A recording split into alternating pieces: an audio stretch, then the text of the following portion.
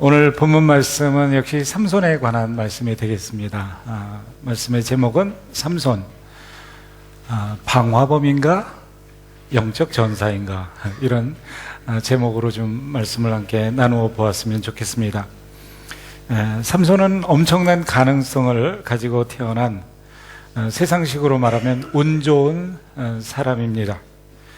삼손처럼 보장된 축복을 가지고 태어난 사람이 그렇게 많지 않은 것 같습니다. 영적으로 어두운 시기였지만 아버지 마노아와 어머니는 아주 믿음으로 살았던 사람이고, 그리고 그 믿음으로 아마 삼손을 하나님의 계획에 따라서 키우지 않았나 싶습니다. 태어나면서부터 하나님의 계획을 따라서 태어난 인생, 얼마나 좋은지 모르겠습니다.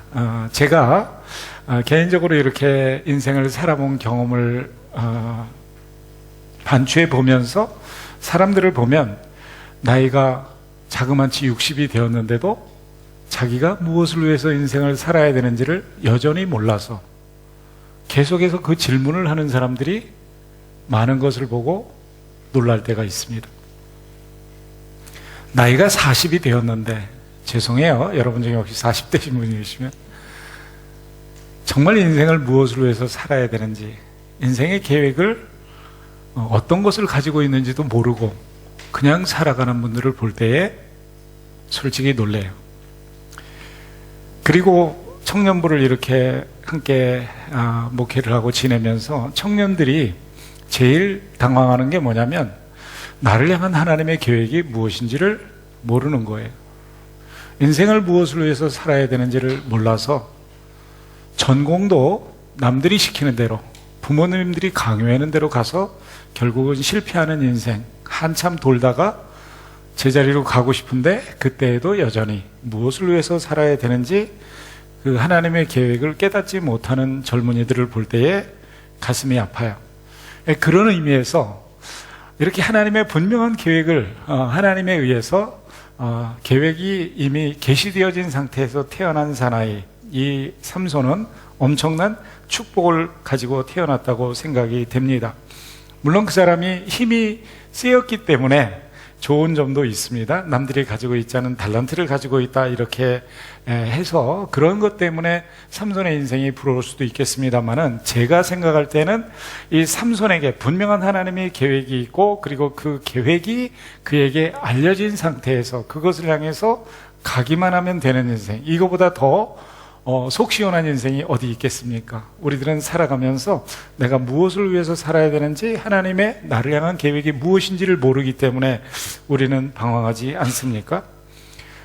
이 삼손을 향한 하나님의 계획을 보면 하나님께서 그를 통해서 역사를 하실 것인데, 그게 뭐냐면 이스라엘 백성을 노략하는 자들의 손에서 건져내겠다는 것이었습니다. 압제자 블레셋에게서 하나님이 사랑하시는 하나님의 백성들을 해방시키는 것, 그게 바로 하나님이 그를 향해서 갖고 계신 삼손을 향한 계획이었습니다.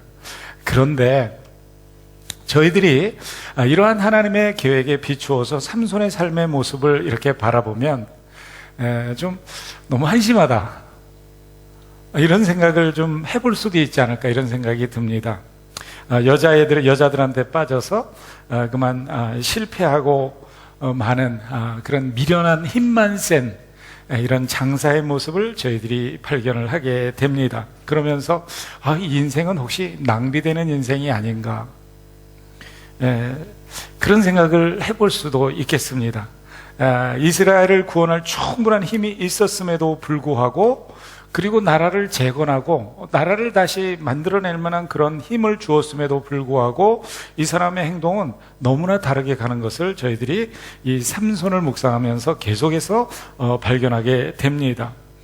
그러나 이 사람의 그 삶 속에서 저희들이 또 다른 하나를 발견하게 되는 것은 뭐냐면, 여전히 그럼에도 불구하고 삼손은 하나님의 사람이라는 것입니다.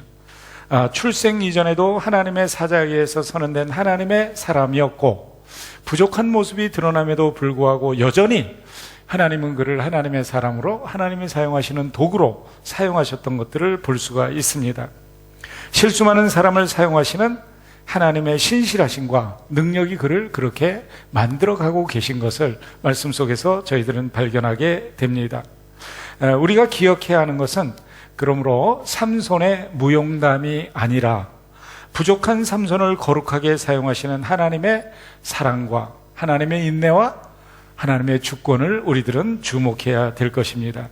그러므로 오늘 주어진 하나님의 말씀을 묵상하면서 우리는 우리 자신을 삼손의 삶에 비추어 볼 수가 있겠습니다. 우리의 부족과 우리의 실패까지도 들어서 사용하실 하나님을 기대하면서, 하나님, 저는 삼손보다 더 못난 사람인데 하나님이 저도 사용하실 수 있습니까? 이렇게 물어볼 때에 주님께서 오늘 본문 말씀을 통해서 하시는 말씀은 Of course, 물론이지라고 여러분에게 대답하실 줄을 믿습니다. 이것을 저희가 잡아내고 다시 한번 힘을 얻는 거, 그리고 하나님을 찬양하면서 그분이 나를 사용하실 것을 기대하는 거, 이게 오늘 본문 말씀의 핵심이라고 볼 수가 있습니다. 오늘 본문 말씀이 20절까지 되어 있는데 첫 번째 단락에서는 그야말로 방화범, 불놓는 사람이죠. 이 방화범 삼손을 발견하게 됩니다. 삼손은 아내의 배신으로 인해서 유명한 수수께끼 내기에서 그만 집니다. 그리고는 살인범이 되어지고 옷 30벌을 이제 취한 다음에 블레셋 사람들한테 그것을 던져주고 화가 나서 자기의 고향 소라로 돌아가게 됩니다. 아마 그곳에서 씩씩대면서 한동안 부인을 사귀지 못하고 지낸 것 같습니다. 그러나 아내를 잊지 못했던 것 같습니다. 아마 굉장히 아름다웠던 것 같아요. 그래서 이제 밀을 수확할 철이 될 때쯤 되어서 염소 새끼 한 마리를 가지고 자기 아내를 찾아갑니다. 염소를 가지고 찾아간다는 말은 당시 문화 속에서 신랑이 신부에게 찾아갈 때 그렇게 한 마리씩 가지고 갔다고 그래요. 선물을 가지고 가는 거예요. 그런데 오늘 이 본문을 보면 그런 삼손의 모습이 거절을 당하는 것을 볼 수 있어요. 그뿐만 아니라 거절을 당하는 이유가 심히 모욕적이고 분노를 자아내게 하는 그런 내용이었어요. 2절에 보면 이 소위 장인이라는 분이 이렇게 이야기를 하면서 설명을 합니다. 내가 내 딸을 심히 미워하는 줄로 알고 내가 그렇게 생각을 해서 내 동무에게 내 아내를 주었다, 이렇게 말을 합니다. 삼손이 자기 집으로 화가 나서 돌아가는 모습을 보고 아마 그렇게 생각을 했을 수도 있겠죠. 어쨌거나 이렇게 이제 결혼 잔치가 아수라장으로 변화된 것에 대해서 분노 때문인지는 모르지만 삼손이 이제는 그곳을 떠났어요. 그리고 삼손의 장인은 아내로 이제 그 삼손에게 주어졌던 자기 딸을 둘러리 섰던 친구에게 주는 그런 말도 안 되는 일을 행한 것을 지금 삼손에게 말을 하고 있습니다. 결혼의 순결성과 절대 배타성을 존중하지 않는 굉장히 타락된 세상 사람의 모습이 그대로 드러나고 있는 거죠. 하나님을 모르는 이방인들의 특징입니다. 하나님이 없는 문화권 속에서 드러나는 인간의 죄악된 모습이라고 볼 수가 있습니다. 삼손의 장인은 여기에서 끝나는 것이 아니라 한술 더 뜹니다. 오늘 본문을 보면 3절에 뭐라고 말하냐면, 야, 내가 딸이 또 하나 있는데 네가 아내로 취했던 그 동생이 있어. 그 사람의 동생이 있는데 더 아름답지 않으냐. 그러니까 내가 너한테 청하는데 네 아내 되었던 동생, 그러니까 처제한테 들어가서 아내로 맞이하면 어떻겠는가, 이렇게 3절에 말을 하는 것을 볼 수 있어요.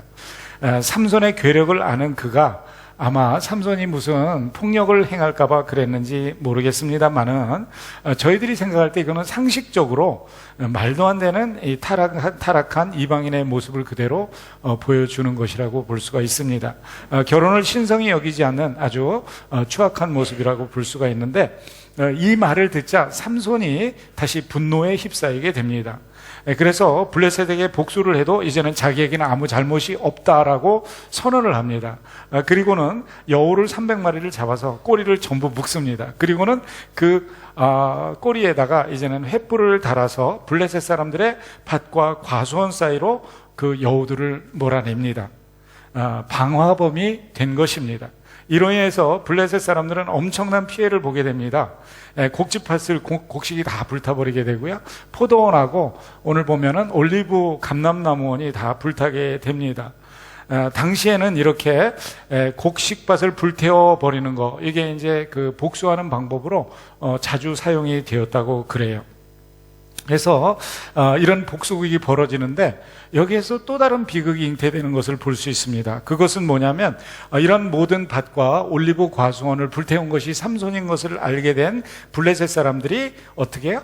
삼손의 장인의 집에 들어가서 삼손의 아내였던 사람하고 모르겠어요, 처제까지 포함이 되었는지 장인과 모두 함께 그냥 불살라서 죽이는, 불에는 불로 이렇게 갚아버리는 그런 모습을 볼 수가 있습니다. 그런데 이 성질이 불같은 분노하기를 즐겨하는 이 삼손이 가만히 있겠습니까? 삼손이 다시 오늘 본문을 보면 복수전을 다짐하는 것을 볼 수 있어요. 그게 본문 7절입니다. 너희가 이같이 행하였은즉 내가 너희에게 원수를 갚고야 말겠다. 그리고는 몇 명인지는 모르지만 블레셋 사람들을 무작정 아주 닥치는 대로 무정하게 죽이는 모습을 기록해 놓고 있습니다. 그리고는 그냥 대량 살상을 한 다음에 에담 바위 틈에 숨어서 살아가는 모습을 오늘 본문이 기록하고 있어요. 자, 여기에서 우리들은 또 한번 생각해 볼 필요가 있죠. 복수는 복수를 낳는다는 거예요. 보복은 서로에게 유익이 없다는 것을 이야기를 하는 거예요. 여러분, 상처를 안고 살아가는 것은 힘든 일이지만 보복을 할 때에는, 그 상처 때문에 보복을 할 때에는 서로에게 더 큰 상처를 줄 수 있다는 것을 우리는 꼭 생각을 해야 합니다. 복수를 하는 사람도 복수를 당하는 사람도 모두 상처를 입고 신음하게 되는 거죠. 그래서 우리가 기억해야 되는 것은 성경적인 방법이 무엇이냐, 하나님의 말씀은 무엇이라고 말하느냐라는 거예요. 성경에서 이야기하는 가장 멋진 복수는 뭐죠? 용서하는 것이죠. 우리가 자주 듣는 이야기예요. 끌어안는 것입니다. 같은 방법으로 대응하지 않는 거예요. 그게 바로 십자가의 방법이고 예수님의 방법입니다. 요즘 세상을 보면 당하고는 못 살겠다는 거예요. 그래서 테러는 응징해야 되고요, 한 나라가 다른 나라에게 무역의 어떤 조치를 취하면 불이익이 될 때는 바로 보복 조치를 취합니다. 저희도 그런 데 휘말려 있고요, 군사적으로, 경제적으로, 심지어는 민족 감정적으로도 그럴 때가 많이 있습니다. 그래서 합법적인 것처럼 가장한 국가적인 대량 보복 행위들이 계획되어지고 자행되어지는 그런 사회에서 저희들은 살아가고 있습니다. 물론 보복이 필요할 때도 있습니다. 어떤 분은 또 이렇게 나오셔서 말씀하시기를 그리스도인인데 원수는 사랑해야 되지만 적은 죽여버려야 된다, 이렇게 말씀하시는 얘기를 들었어요. 근데 제가 그 얘기를 들으면서 설득력이 있는 것 같으면서도 원수는 누구이고 적은 누구인가, 여기에 이 데피니션 있잖아요. 이 정의를 어떻게 나누고 그 구분을 어떻게 할 건가, 이런 의문이 들었습니다. 제가 말하는 것은 그것을 뭐 옳다 그르다 이런 이야기를 하는 것이 아닙니다. 단지 우리가 한번 기억해야 되는 것은 무엇이냐면, 가장 현명하고 성경적인 복수는 용서하고 끌어안는 것이라는 것을 강조하는 것입니다. 우리는 때때로 자기의 감정적인 반응이나 복수 심리를 정당화하는 재성을 굉장히 많이 범합니다. 그러면서 자기는 이렇게 해서 이거를 이렇게밖에 할 수 없었다라고 말할 때가 많다는 거예요. 그러면서 공의를 실천하고 정의를 지키는 것이라고 미화시킬 때가 많이 있어요. 작을 때는 부부 간에도 그러고요, 또 친구 간에도 그럴 때가 있고요. 그러면서 상대가 잘못한 것을 고치고 바르게 정의를 세우는 중이라고 우리를 합리화시킬 때가 많이 있습니다. 그것도 때때로 하나님의 이름으로 하나님이 주신 달란트를 사용해서 또 다른 범죄를 자행하면서 그것을 합리화시키는 경우가 가끔가다 있습니다. 이기적인 목적을 달성하고 자기의 감정적 만족을 위해서 하나님이 주신 어떤 달란트나 힘을 남용할 때가 있는 거예요. 결코 합리화되거나 이렇게 옳다고 인정받을 수 없는 행위라고 생각이 됩니다. 오늘 이 본문을 보면 삼손의 복수전이 바로 그런 양상으로 지금 비극으로 드러나는 것을 보여줍니다. 이게 첫 번째 단락이 되겠는데, 이때 이제 또 다른 사람들의 모습을 보게 되는데, 두 번째 단락에서 보여주는 것은 뭐냐면 이스라엘 백성들, 즉 하나님의 백성들의 비겁함입니다. 비겁한 모습을 저에게 보여주고 있어요. 블레셋 사람들은 삼손의 이런 복수행위에 이제 다시 분노하기 시작하죠. 그래서 견디지 못하고 군대를 거느리고 집단적인 군사 행동을 오늘 취하게 됩니다. 그래서 개인적인 문제가 민족 간의 분쟁과 전쟁으로 지금 비화되는 모습을 보여줍니다. 그것도 블레셋은 정정당당하게 삼손을 상대해서 싸우는 것이 아니라 유다 지파 사람들을 위협해서 삼손을 잡고자 하는 그런 전략을 쓰고 있습니다. 유다 땅에 이제 특별한 뜻을 가진 동네 이름이 있어요. 그게 레히라고 오늘 본문에서 말을 하고 있는데, 그곳에 블레셋의 군대가 쫙 집결을 합니다. 그리고는 삼손을 잡기 위해서 작전이 시작된 거예요. 그런데 이렇게 블레셋의 군대가 왕창 모여들어서 막 집결해가지고 살기가 등등해서 있으니까 위기를 느낀 것은 유다 백성들이에요. 그래서 그 사람들이 이제 삼손이 숨어있는 에담 바위 쪽으로 갑니다. 그런데 자그마치 몇 명이 모였어요. 오늘 본문을 보면 3,000명이라는 엄청난 사람이 몰려가서 삼손에게 따지는 거예요. 너는 블레셋 사람이 우리를 다스리는 줄을 알지 못하느냐? 내가 어찌하여 우리에게 이렇게 행했느냐? 11절이에요. 여기에서 유다 사람들의 태도를 우리가 주시해 볼 필요가 있어요. 이 블레셋 사람들은 사실 이 유다를 압제하는 사람들이었어요. 근데 그렇게 압제를 당하면서도 이 하나님의 백성인 유다 사람들은 대꾸도 못하고 거기에서 눌려 살았어요. 노예민족으로 살았어요. 그런데 이들을 그래도 정말 응징하고 그러면서 유다 사람들의 자존심을 살려준 것은 삼손입니다. 그런데 지금 삼손에게 감사하기는커녕 지금 삼손에게 아주 듣기 어려운 말을 하고 있는 거예요. 자기들에게 화근이 되어서 복수의 불똥이 뛸까봐 지금 전전긍긍하는, 어떻게 보면 굉장히 비겁한 모습을 저에게 보여줍니다. 이들의 모습 속에는 하나님의 백성의 모습도 사라지고 곤경에 처한 동족을 아끼는 국민의 마음도 없는 초라한 모습이 오늘 본문에 나타나고 있어요. 여러분, 이런 것들은요, 저희가 이 교민사회에서도 우리가 살아가는 삶의 현장에서 많이 목도를 하게 됩니다. 목회를 하다 보면 기쁜 일도 많이 경험합니다. 그런데 대부분이 제가 이제 이 성도들이나 아니면 이 교민들의 삶에 이렇게 제가 인볼브가 되어서 같이 돌아갈 때에는 많은 경우가 어려운 일들이에요. 그런데 그런 일들을 이렇게 하게 되면 그때마다 느끼는 게 뭐냐면, 지금 여기에 나타나는 유다 사람들의 모습이 우리 교민들 속에, 심지어는 호주 사람들 속에 있는 것을 발견하면서 가슴이 뜨끔뜨끔할 때가 있어요. 돌아보지 않는 거죠. 돌아보면 내가 귀찮은 거예요. 내 안정이 깨지는 거예요. 내 평화가 깨지는 거예요. 그 사람 돌아보는 거, 그것이 나한테는 너무 힘든 거예요. 그래서 오늘 본문에도 똑같은 거예요. 그래서 삼손이 영적으로 이렇게 그 마비되어지고 죽어져가는 유다 백성들의 그 영혼을 깨우는 어떤 경종을 울리는 새벽닭의 역할이 아니라 조용하게 안주하고 살아가는 자기들의 삶의 평정을 해치는 귀찮은 말썽꾸러기로 지금 여겨지는 거예요. 하나님의 백성으로서의 본질과 특성을 상실한 그런 그리스도인의 모습, 비슷한 모습이라고 보여집니다. 유다는 이런 부끄러운 예속 상태에서도 자기 하나 편하면 된다는 이 안일한 사고방식에 젖어 있는 거예요. 세상 백성인 그들과 적당히 타협하면서 죄도 적당히 지으면서 은근히 즐기고 살아가는 거예요. 그러면서 지금 그 평안을 깬 게 바로 삼손이라고 말을 하는 거예요. 여러분과 저의 삶은 어떻습니까? 내 삶의 모습도 잠자는 영혼을 흔들어 깨워야 할 때가 아닌가 생각을 해보게 됩니다. 목사도 자꾸 목회를 하다 보면 그렇게 빠지더라고요. 예전에는 누가 뭐 좀 힘든 일 당하고 그러면 정말 그거 끌어안고 그냥 가서 어떻게든지 해결하려고 애를 쓰는데, 자꾸 지나다 보면 아유 또야, 그 사람은 왜 맨날 그래? 이런 생각이 들까요, 안 들까요? 여러분이 좀 거룩하게 저를 안 봐주셨으면 좋겠어요. 부담됩니다. 저도 비슷합니다. 제가 여러분을 정죄하기 위해서 이 설교를 하는 것이 아니라 제 모습이 오늘 유다의 백성과 동일한 모습일 때가 너무 많기 때문에 부끄러워서 말씀을 준비하고 서로 같이 그것을 묵상해 보자는 거예요.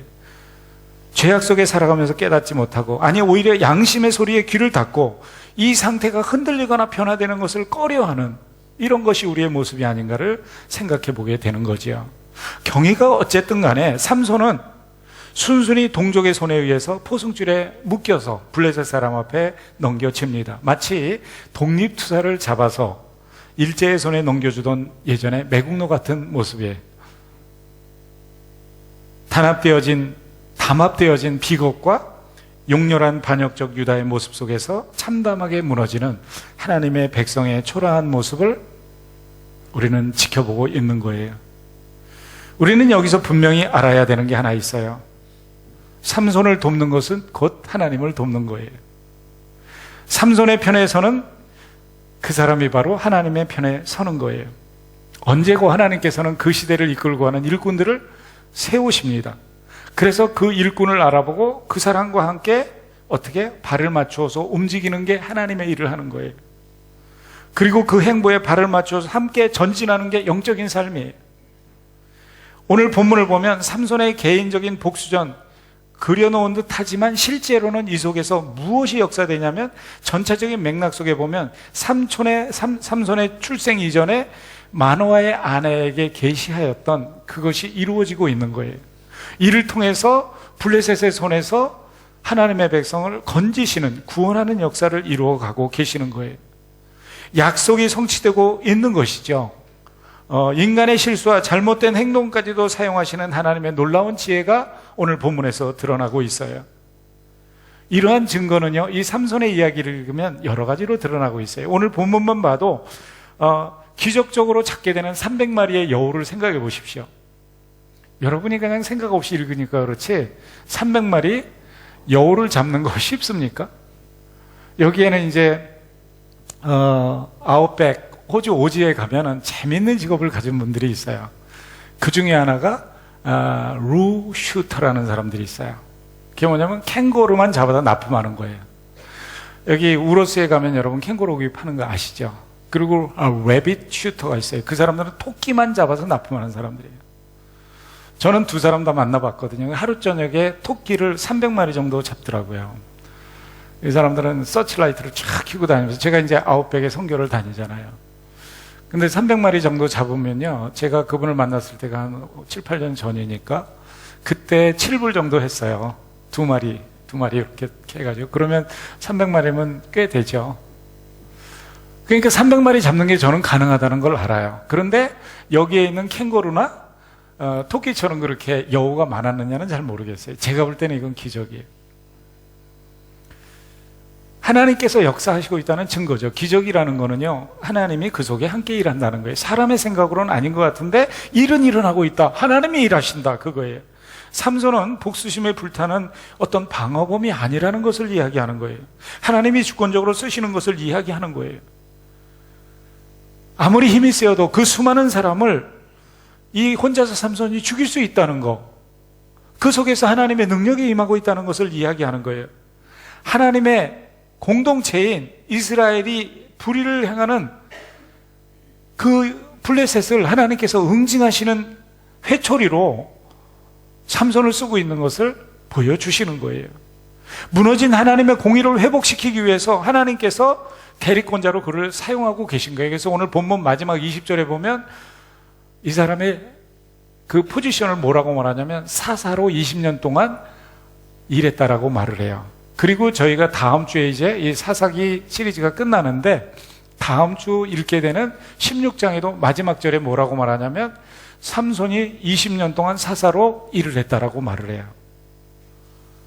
이 사람은 사사 같지 않잖아요. 사생활을 보면 사사 같지 않아요. 근데 이를 통해서 하나님이 일하시는 것을 말을 하는 거예요. 이런 삼손의 모습을 묵상하면서 우리 서로에게 어떤 단점이 있고 약점이 있는 것 너무 탓하고 그거 가지고 지적하고 물고 늘어지면 안 되는 거죠. 그 사람이 하나님의 손에 붙잡혀서 쓰여지고 있으면 적극적으로 어떻게 돕고 함께 힘을 합쳐야 되는 것이 오늘 성경에서 보여주는 원리예요.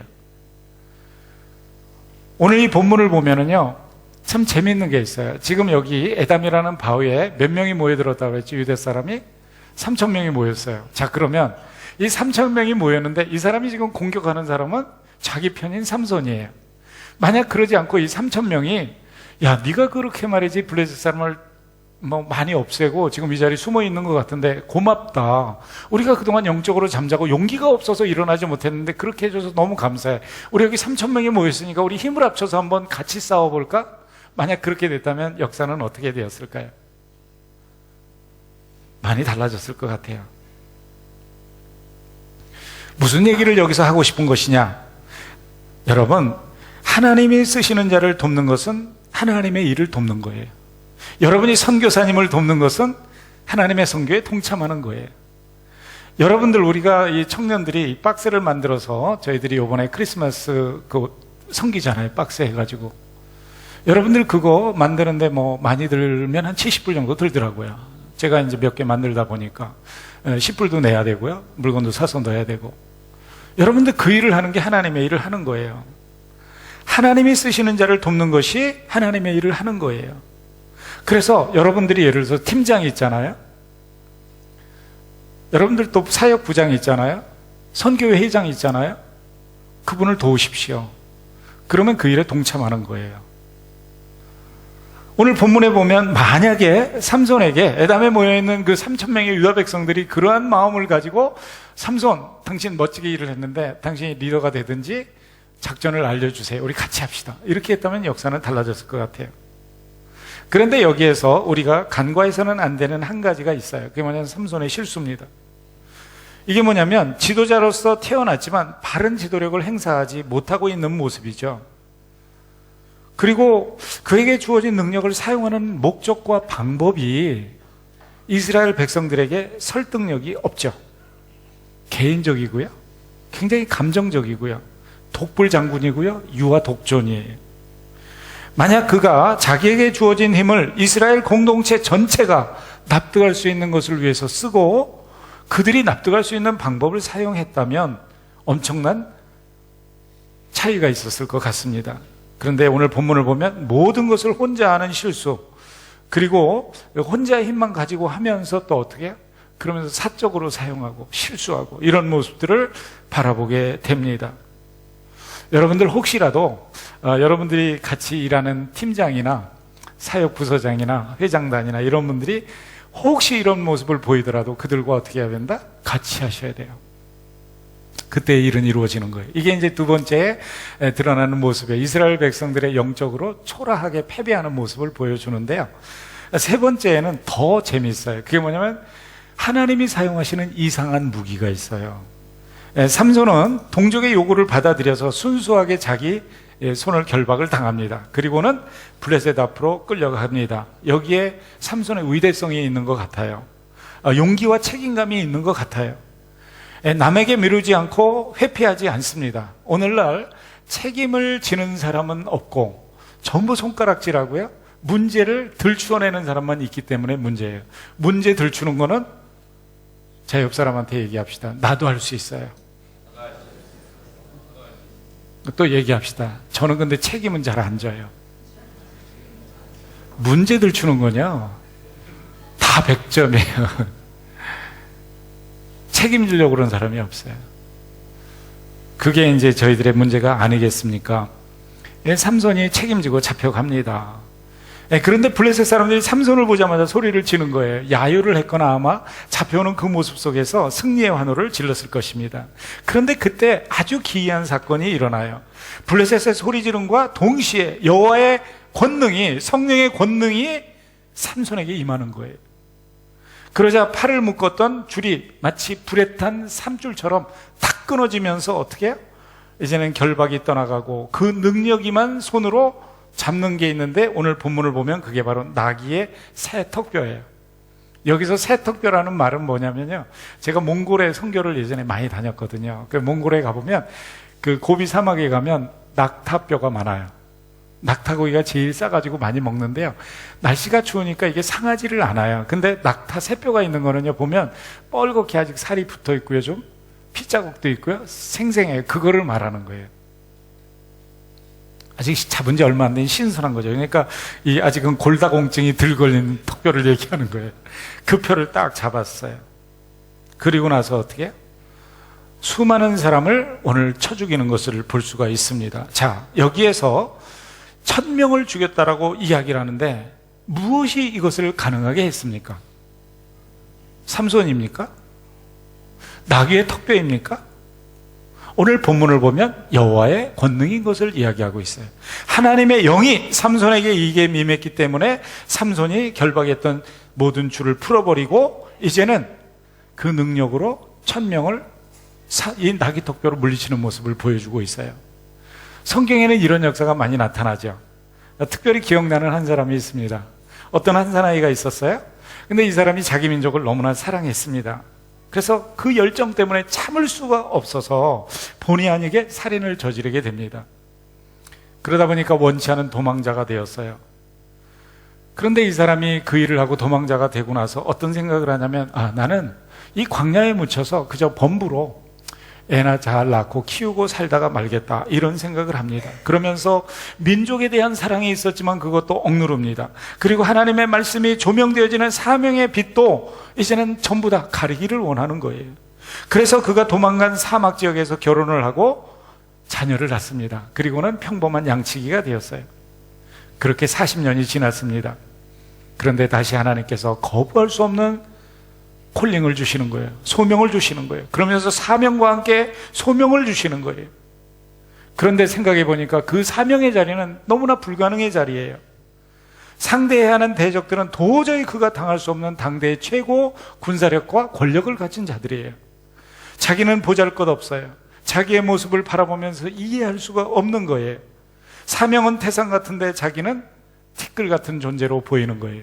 건너가야 될 강은, 그 바다는 망망대해 같은데 자기는 거기에 떠있는 한입 낙엽같이 느껴지는 거예요. 그런 자기를 부르시는 하나님을 이해할 수 없어요. 근데 그때 하나님께서 그에게 음성을 들려주십니다.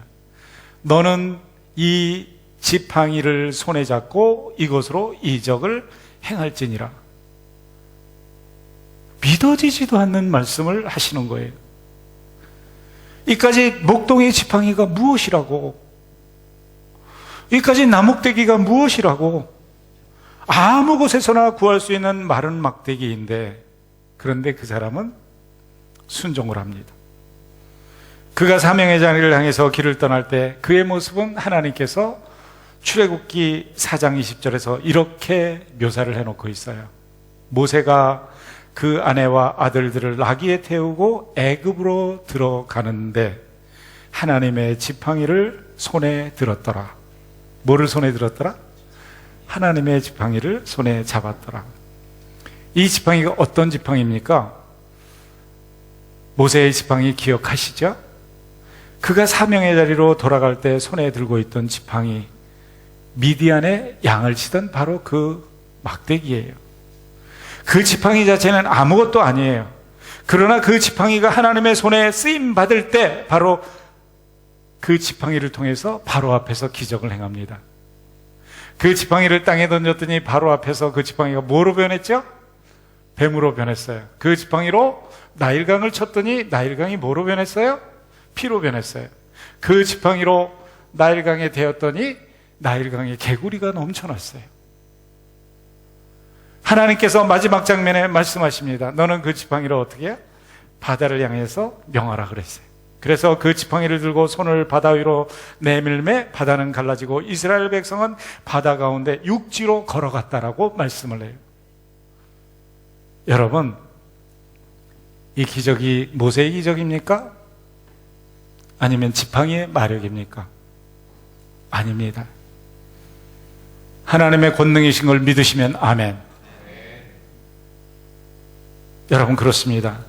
오늘 본문의 신기하고 이상한 무기의 괴력은 삼손의 것이 아니에요.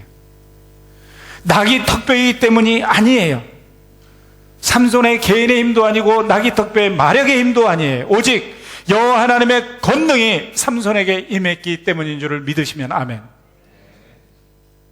그렇다면 저와 여러분들의 문제는 무엇입니까? 나의 연약함입니까? 내가 가지고 있는 것이 별 볼 일 없기 때문입니까? 아닙니다. 문제가 되는 것은 하나님의 영이, 하나님의 권능이 나에게 임하느냐 아니냐, 하나님의 성령이 나와 함께 하느냐 안 하느냐, 그것이 나에게 역사하느냐 안 하느냐의 문제예요.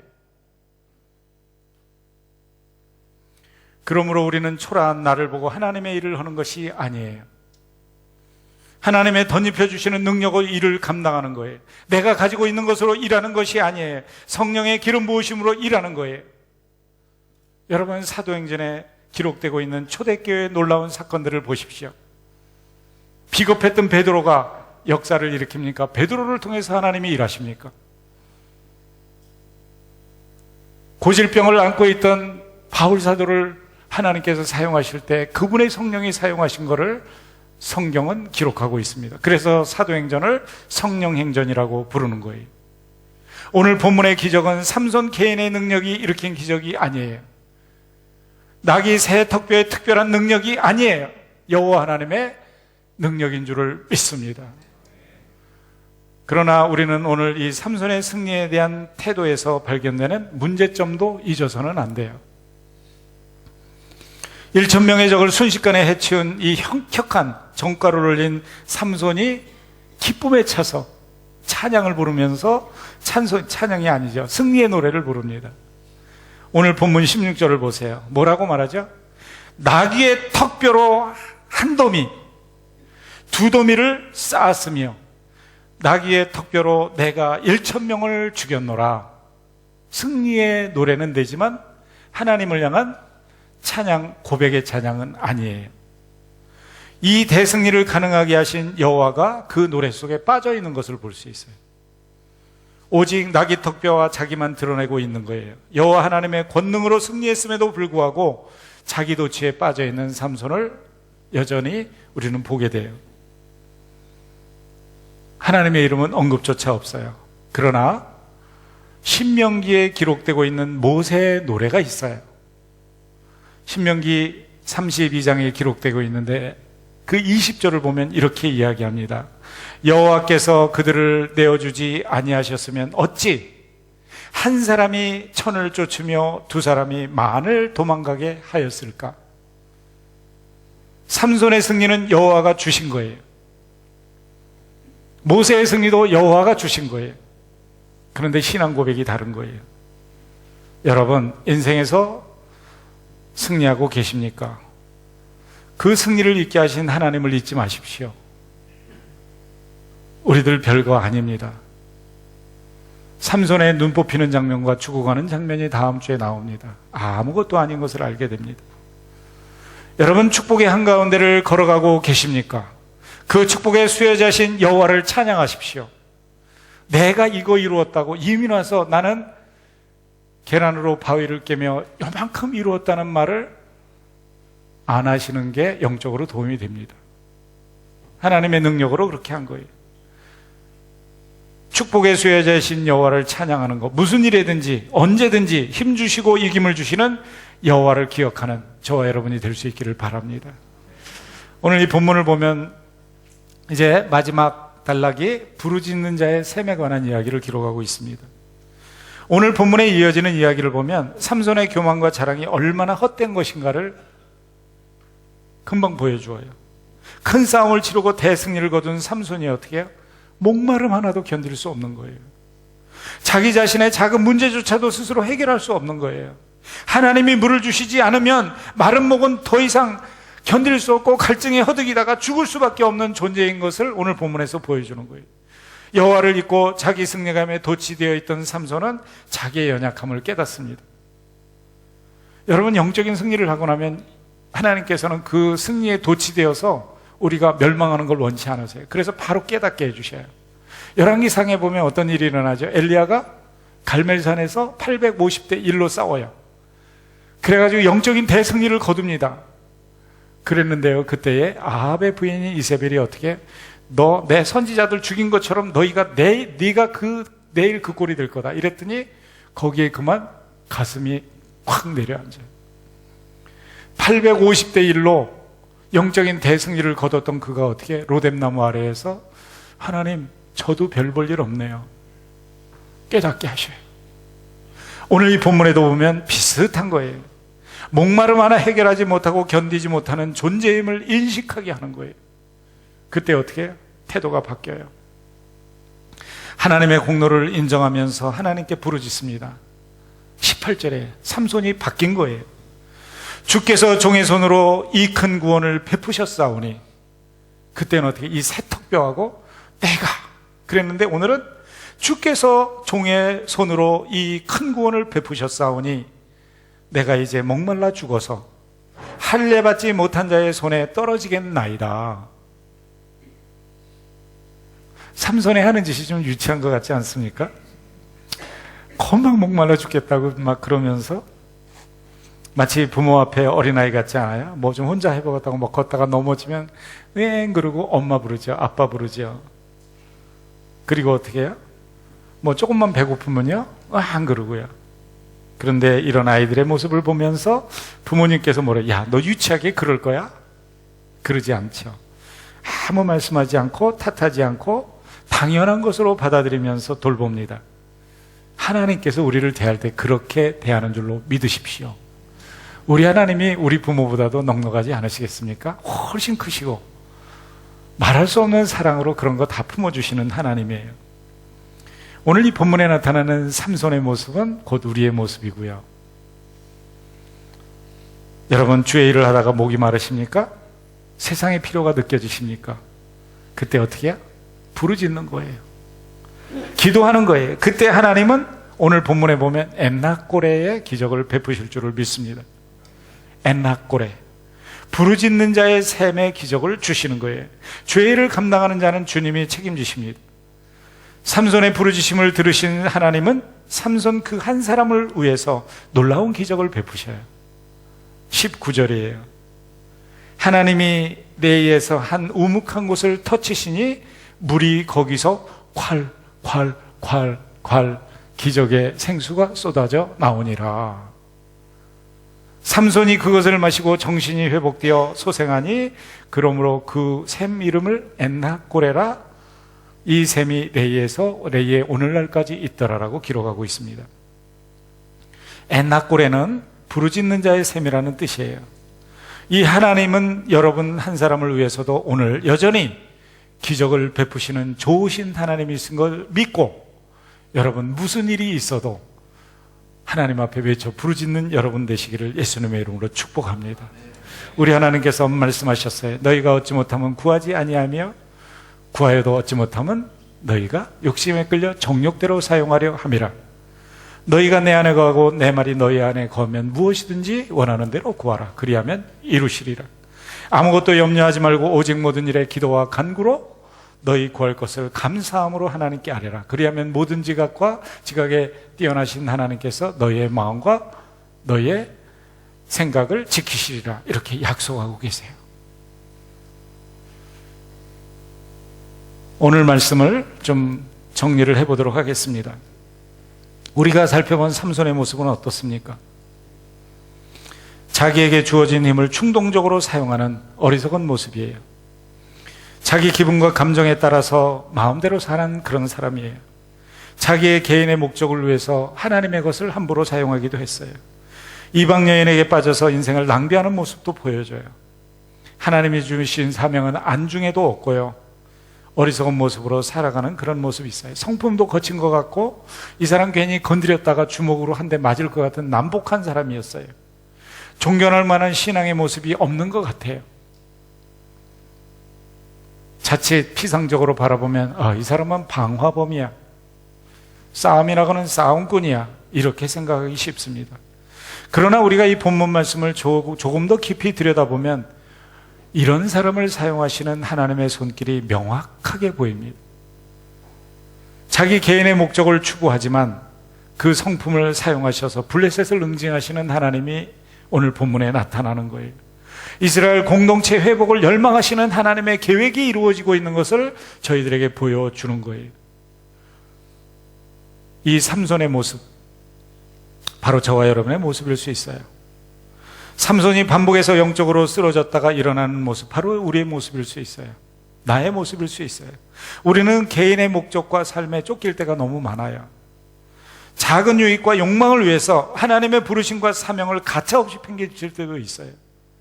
우리는 모두 그렇게 연약하고 그렇게 부족한 사람들이에요. 그러나 오히려 하나님은 이런 사람들을 사용하시는 것을 오늘 본문에서는 보여줍니다. 사용하시기를 기뻐하셔요. 마른 막대기를 사용하시고 나귀 턱뼈를 사용하시기를 원하시는 거예요. 모세 같은 야인을 사용하시기도 하지만 삼손 같은 다듬어지지 않은 사람도 영적 거인으로 하나님은 사용하시는 거예요. 부족한 인생이라도 하나님의 손길 속에 잡히기만 하면 역사의 주인공이 되는 거예요. 저는 이 시간 여러분과 제가 세상에서 자기 이익만을 추구하면서 분란만 일으키는 방화범이 되지 않기를 바랍니다. 오히려 하나님의 손에 사로잡혀서 영적 전사가 되는 축복의 사람들이 될 수 있기를 기도합니다. 우리의 연약하고 부족한 것 하나님께서 사용하시고자 할 때에 거부하지 마십시다. 그대로 하나님 앞에 하나님 내 속에서 나를 통하여 일하여 주시옵소서. 그때 삼손처럼 사용하셔서 그분을 삼손 되게 하실 뿐만 아니라 하나님은 하나님 되시고 블레셋에서 유다 백성은 해방되는 줄을 믿습니다. 여러분을 통해서 이런 거룩한 역사가 다음 주에도 여러분의 삶 가운데 펼쳐지시기를 예수님의 이름으로 축복합니다.